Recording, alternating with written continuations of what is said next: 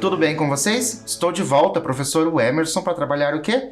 Literatura, para a gente conhecer novos textos, novos autores, viajar pelas histórias, nos fazermos de alguns personagens, que isso é bem gostoso quando a gente consegue ali entrar naquele personagem, sentir aquele personagem e, claro, viajar por todos os lugares que as histórias nos oferecem, que a gente sabe muito bem que por meio da literatura a gente pode fazer o quê? Viajar sem sair do lugar. E claro que antes de nós iniciarmos a nossa aula de hoje, antes de nós iniciarmos o nosso texto, vamos fazer uma viagem sem que a gente saia do lugar? Então a gente vai começar e eu trago para vocês o quê? Esse mapa eu sei que você conhece, claro, o mapa do Brasil. Para onde será que nós vamos? Nós já sabemos que é algum lugar do Brasil. Para onde será que nós vamos? Para onde você gostaria de ir? Para que lugar do Brasil você gostaria de ir? Que lugar do Brasil você gostaria de conhecer algumas histórias? A gente sabe que os nossos autores brasileiros, eles escrevem muito sobre algumas regiões brasileiras. E hoje a gente vai lá para cima. Olha só, nós vamos para o Rio Grande do Norte. Nós vamos lá para o Rio Grande do Norte. Conhece o Rio Grande do Norte? Já visitou o Rio Grande do Norte? Já foi com visita? Você tem parentes no Rio Grande do Norte? Conhece lá? Se você não conhece, não se preocupe. Por quê? Porque eu vou te convidar para que nós possamos entrar nesse Rio Grande do Norte, conhecer. Então eu te convido a assistir a um vídeo para sabermos mais sobre o Rio Grande do Norte. Vamos assistir? Então vem!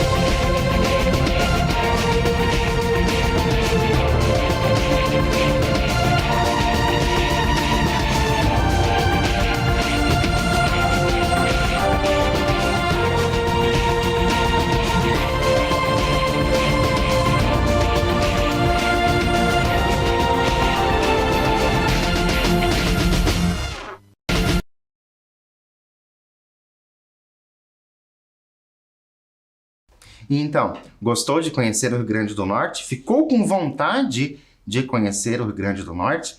Parece um lugar tão bonito, né? Com aquelas praias, aquelas viagens que eles fazem, e aqueles pratos que aparecem. Então, o Rio Grande do Norte parece oferecer ali muita coisa, mas também nos oferece o quê? Muita cultura. Rio Grande do Norte não é somente praia, não. Nós temos cultura, bastante cultura nesse lugar. E nós estamos falando do Rio Grande do Norte, por quê? Porque o nosso autor de hoje, ele é o Márcio Benjamin. Já ouviu falar esse nome?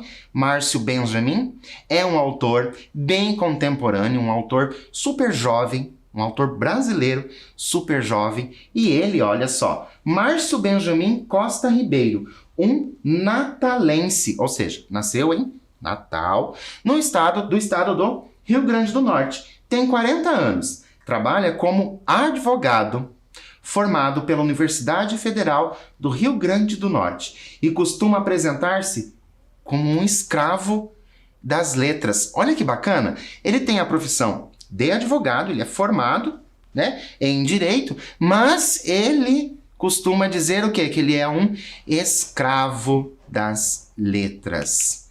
Desde os 13 anos, é metido com lápis e papéis, tentando mostrar aos outros um pouco do que se passa em sua cabeça. Sabe o que eu gosto bastante desse autor, o Márcio Benjamin? Porque olha só, desde os 13 anos, mais ou menos a idade de vocês. Então conseguem perceber que vocês também podem ser escritores e, como o Márcio, colocar o quê? Colocar no papel aquilo que passa na cabeça. Não é bacana? Lá, desde os 13 anos, ele faz essa escrita. E hoje já com 40.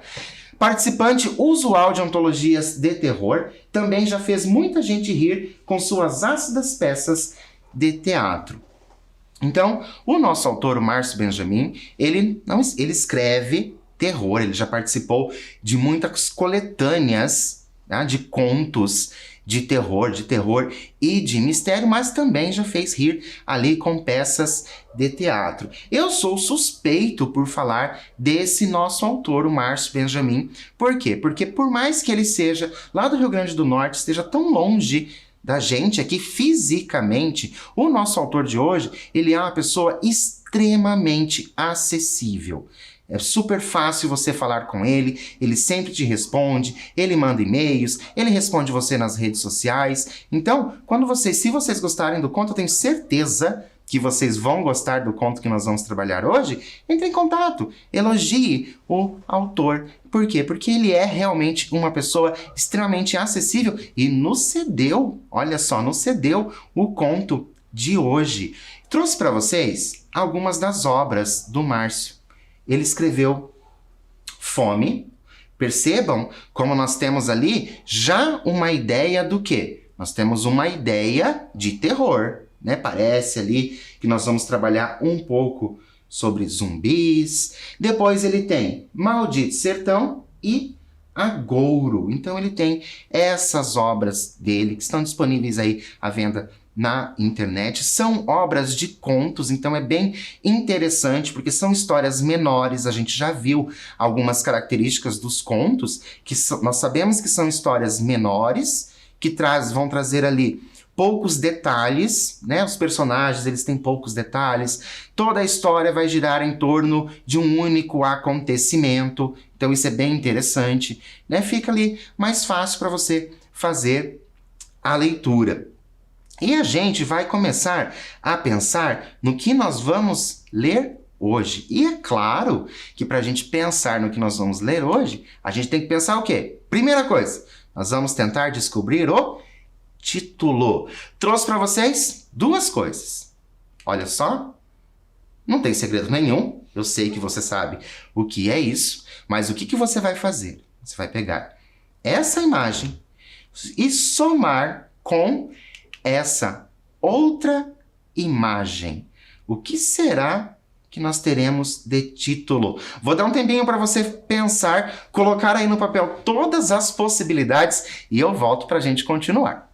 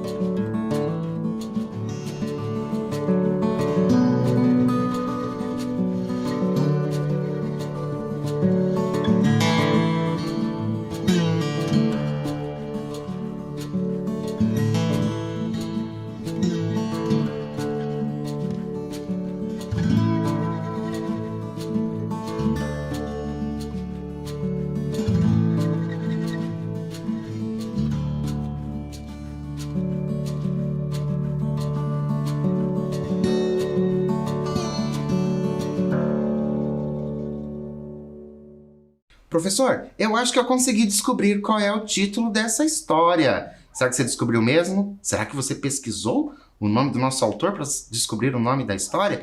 Não, professor, eu descobri ali que é Casa de 2 Andares e Árvore Atrás do Muro. Pode ser um nome interessante. Casa de 2 andares, mais o céu azul e o muro branco. Casa e muro.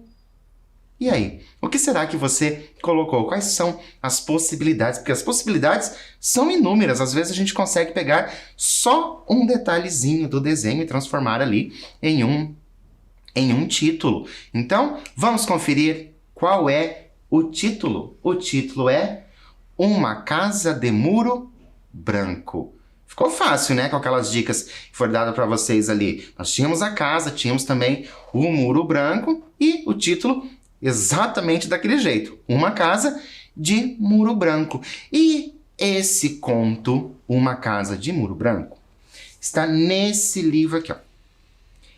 Nesse livro, que é uma reunião de contos do nosso escritor Márcio Benjamin, chamado Maldito Sertão. Essa obra em específico, posso dizer para vocês com muito orgulho que essa obra em específico, o autor fez a doação para uma das nossas bibliotecas da cidade, das nossas bibliotecas das nossas escolas. Não é bacana? O próprio autor fez a doação da obra e inclusive colocou aqui uma dedicatória para aquela biblioteca que ele doou. Bacana, né? Quando eu digo para vocês que se trata de um autor bem acessível, é disso que eu estou falando e de muito mais. Então, ele traz aqui, nesse livro, Maldito Sertão. Olha só, por isso que a gente começou a falar lá no início do Rio Grande do Norte. Imagino que vocês perceberam que trouxe ali não somente a praia, mas trouxe ali um sertão também naquele vídeo. Mas antes da gente começar ainda a saber dessa história, eu vou ter uma pergunta para vocês. Nós sabemos, né, que o nosso autor é fã de mistério. Lembram que ele gosta ali, participou, escreveu mistérios e até mesmo pela capa a gente consegue perceber, né, e até mesmo pelo título do livro Maldito Sertão a gente consegue perceber que vai ter alguma coisa de mistério e de terror. Qual poderia ser a história do conto Uma Casa de Muro Branco? Vamos nos imaginar agora na escola. O professor chega para vocês e falam assim: vocês vão escrever um texto, né, um conto, uma narrativa ali, com esse título, Uma Casa de Muro Branco. Como que você faria isso?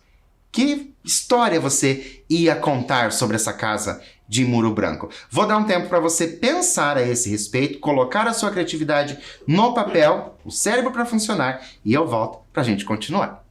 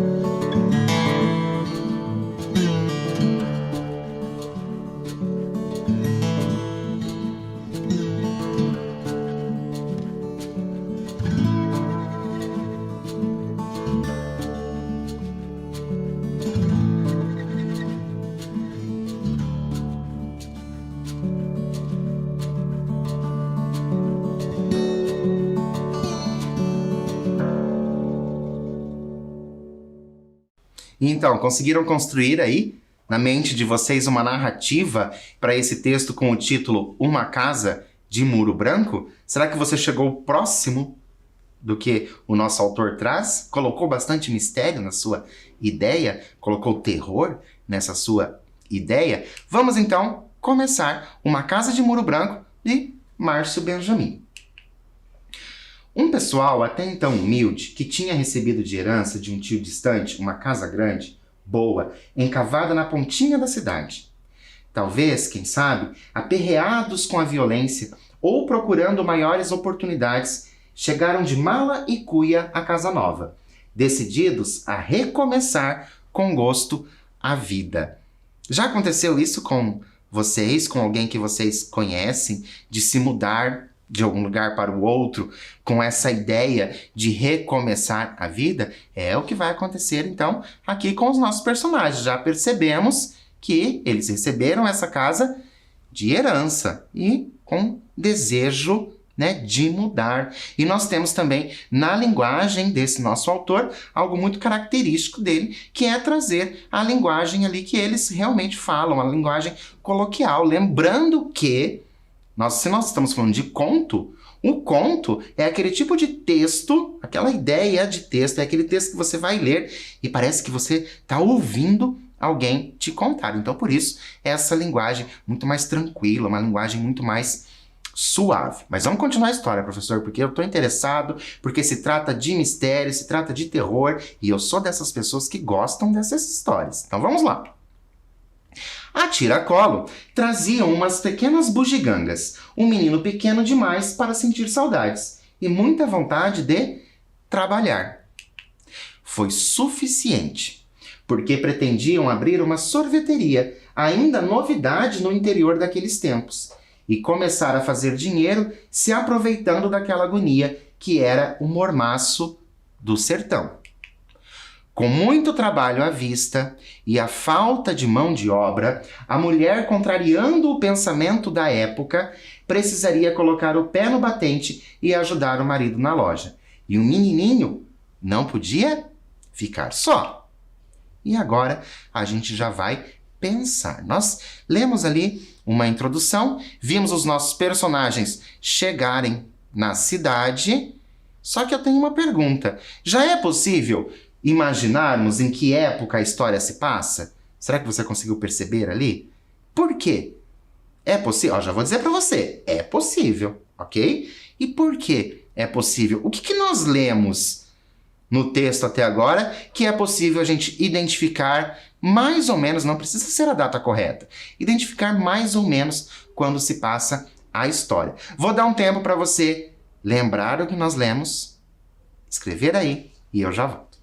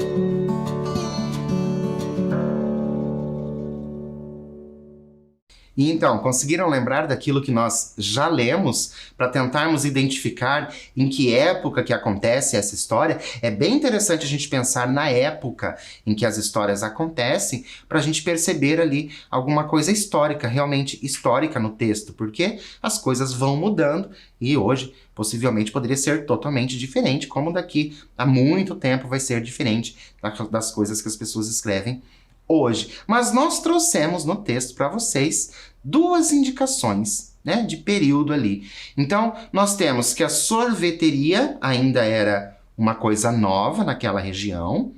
Então, a sorveteria para nós, né, nos dias de hoje, nós temos sorveterias assim, espalhadas pelas cidades. Então, a gente sabe que quando começou, então, já faz muito tempo. E tínhamos também uma informação bem importante, que é uma informação histórica, inclusive, que é a questão da mulher não poder trabalhar.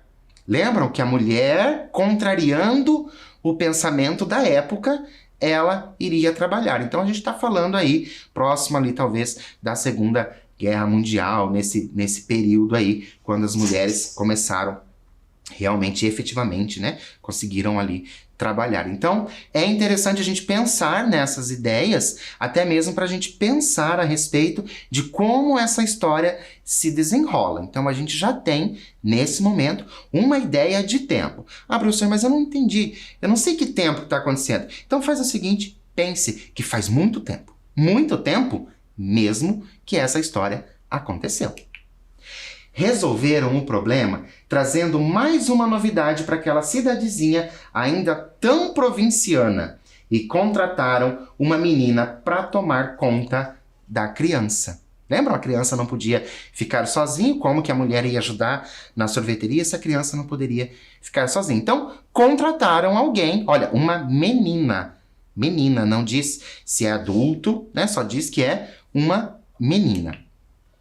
Eliane era mocinha, filha de pai perdido no mundo e mãe lavadeira. O convite para ganhar algum dinheiro veio como uma bênção. Claro, nós temos ali uma mocinha, tem esse pai, né, perdido. Claro que ganhar dinheiro numa cidadezinha pequena e provinciana, como já foi dito, é muito importante. Claro que vem ali de bom grado aquele dinheiro. Pedro Henrique, apesar de ter nome de criança traquina, era menino bom, educado e obediente. Estava na fase das perguntas, que vez em quando lascavam a cabeça do povo. Olha só que interessante que traz. Pedro Henrique, apesar de ter nome de criança traquina. Ah, professor, mas eu me chamo Pedro Henrique, mas eu não sou traquina. Eu sou um menino bom. Não fico fazendo aí muita traquinagem por aí. Né? Então ele lá, né, ele coloca que Pedro Henrique é nome de menino travesso. E você? Você chama Pedro Henrique? Você é travesso? Você concorda com o nosso autor? Não concorda? Você acha que você é bonzinho demais, que não tem nada de traquinagem? Mas olha só, estava na fase das perguntas. O nosso menino estava na fase das perguntas. Por isso, por falar em pergunta, eu tenho mais uma para vocês. Para termos uma ideia da idade da criança, precisamos saber em que fase é a idade das perguntas. Né? Porque a gente sabe ali que se trata de um menininho, mas a gente não tem uma ideia de idade. Lembram? Conto. O conto ele não vai dar muitos detalhes sobre os personagens, tá? Qual é essa fase? Qual é a fase das perguntas? Você se lembra dessa fase das perguntas? Com certeza você passou por essa fase das perguntas. Coloque aí, mais ou menos, qual a idade que se tem essas crianças. Se você não se lembra, pergunte para alguém que está aí próximo a você, que você consiga questionar sobre essa fase das perguntas. Vou te dar um tempo para isso e eu volto para a gente continuar.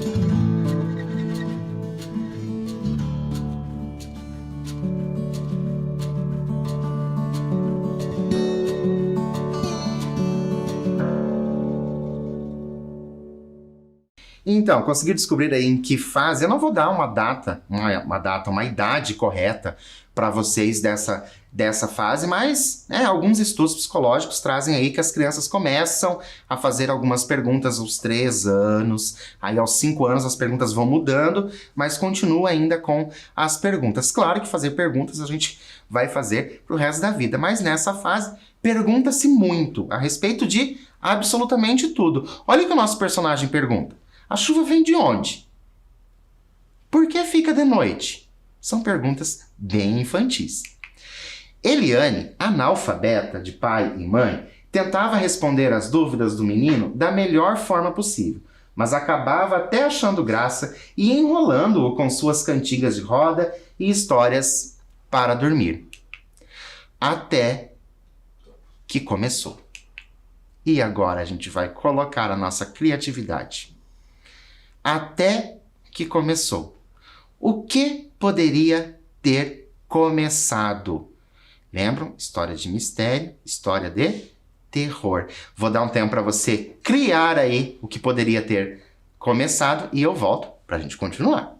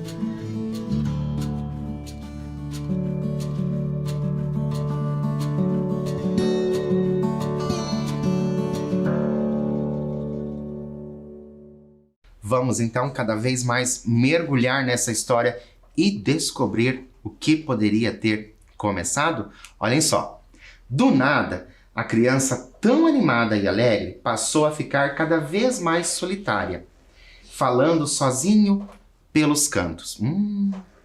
Uma vez tão sorridente, já não achava mais graça em nada, deixando de lado até os quitutes do interior. Foi no meio de uma colherada que começou. Eliane, quem é esse homem aí do seu lado? A babá, tão acostumada e destemida com história de assombração, tremia que nem muda de árvore.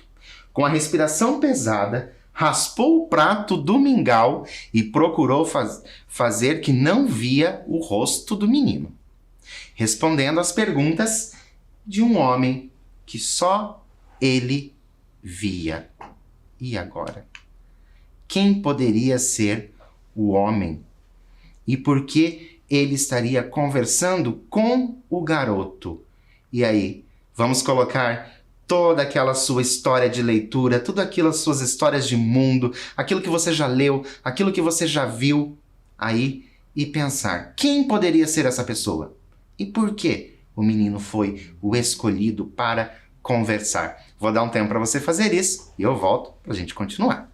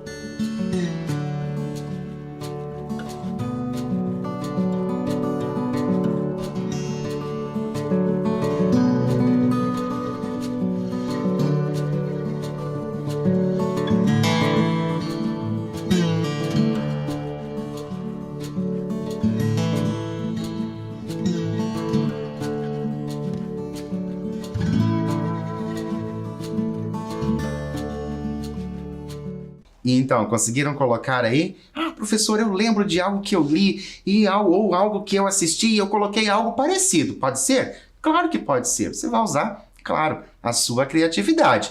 Mas existe esse homem na nossa história e a gente vai tentar descobrir quem é ele. Foi quando Pedro Henrique começou a responder perguntas sobre ela que a mocinha perdeu o juízo de vez e não teve vergonha de chorar. Tá chorando, Eliane? Sem responder.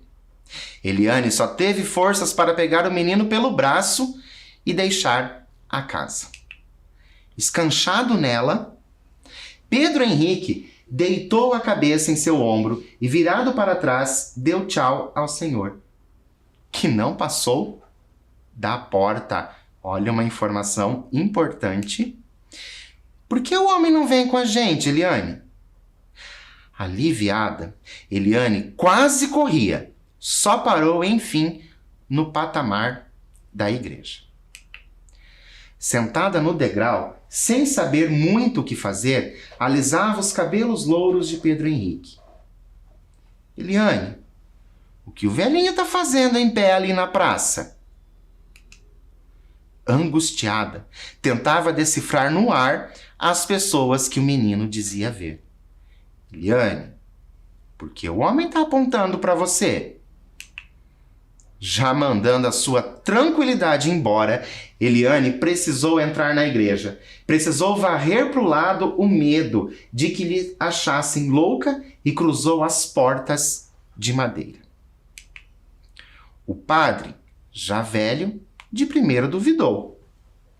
Mas foram tantos os detalhes da aparição que em pouco tempo ele identificou as formas de seu Aderbal, um fazendeiro com ar de amarrado que tinha morrido fazia muito tempo.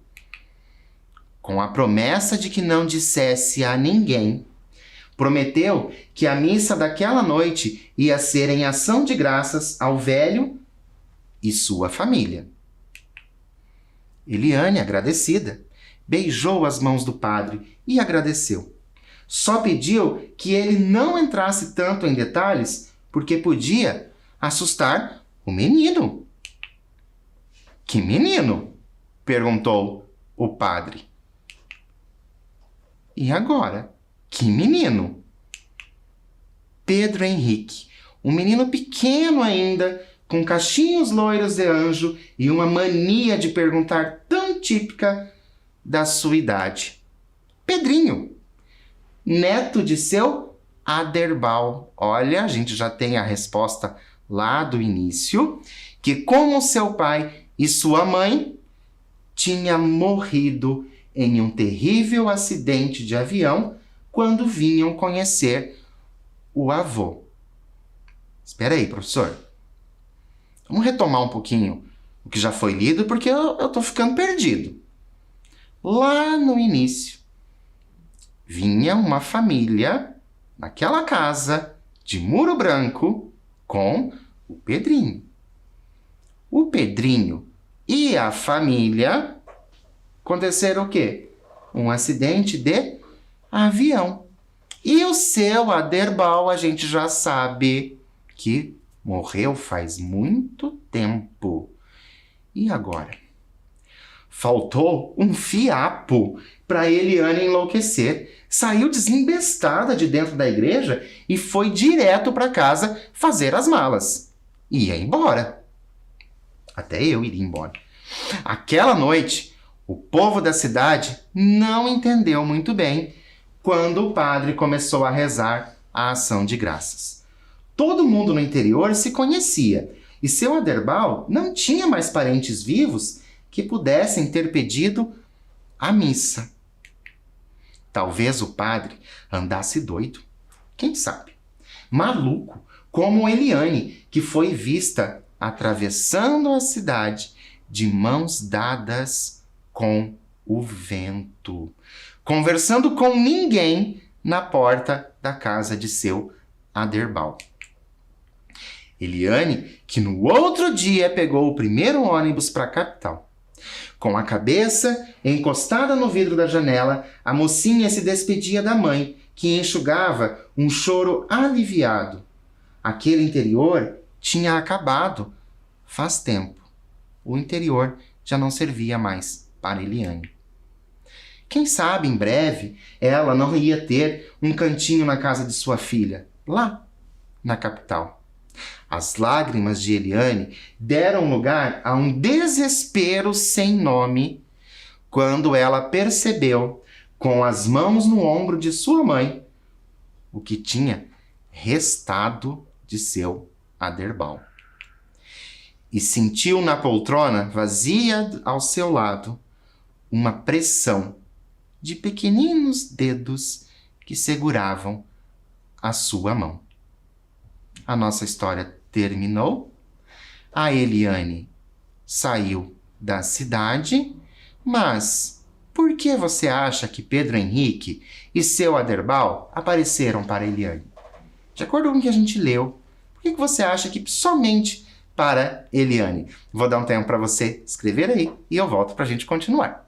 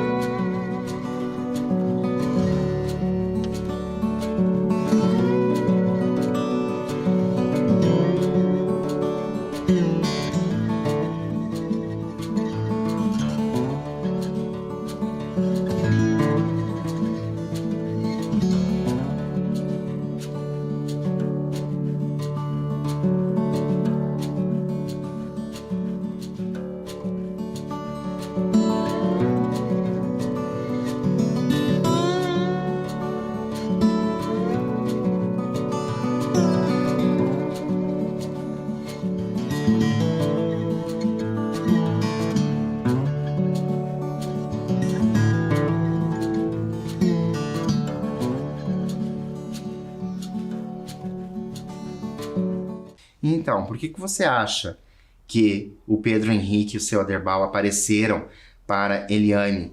A gente não tem uma resposta no texto, mas a gente pode imaginar uma situação por aquilo que a mãe falou para Eliane, que o interior, aquela cidadezinha provinciana, já não servia mais para a Eliane. E será que ela teria ido embora para a capital se nada disso tivesse acontecido? Então pode ser ali que o Pedro Henrique e o seu Aderbal apareceram justamente para dar coragem para a Eliane seguir a vida em frente. Então, gostaram do conto Uma Casa de Muro Branco? Foi aquilo que vocês tinham pensado? Foi a história que você imaginou? Lembrando que nós fizemos a leitura do quê? De um conto de terror, um conto de mistério. Nós temos ali um mistério, né? No próprio conto a gente não tem as respostas, mas a gente consegue imaginar o que poderia ter acontecido. E agora eu volto a dizer para vocês sobre as nossas características do conto. Lembram? Conseguiram perceber isso enquanto nós estávamos fazendo a leitura? Que os personagens, eles não possuem ali descrição de como são os personagens, a gente tem ideia desses personagens. E o bacana disso, quando não tem essa descrição de personagens, é justamente você poder dar essas características, porque daí você pode imaginá-lo do jeito que você quiser. A gente tem ali que o Pedro Henrique, ele tem aqueles cabelos cacheadinhos e loirinhos, né? Então esse a gente não consegue fugir muito. Mas a Eliane a gente pode imaginar de um jeito. Os restos, né? Aquilo que restou do seu Aderbal, lembram na história que estava ali com a mão no ombro da mãe da Eliane? Você pode imaginar do jeito que você preferir. Isso é bem bacana dos contos. O conto, ele pode dar a você inúmeras possibilidades. Você tem ali inúmeras possibilidades, você transforma o conto do jeito que você prefere. Bem, espero que vocês tenham gostado da nossa história de mistério, nossa história de terror de hoje. E por hoje eu fico por aqui, mas é claro que eu espero vocês na nossa próxima aula. Até lá!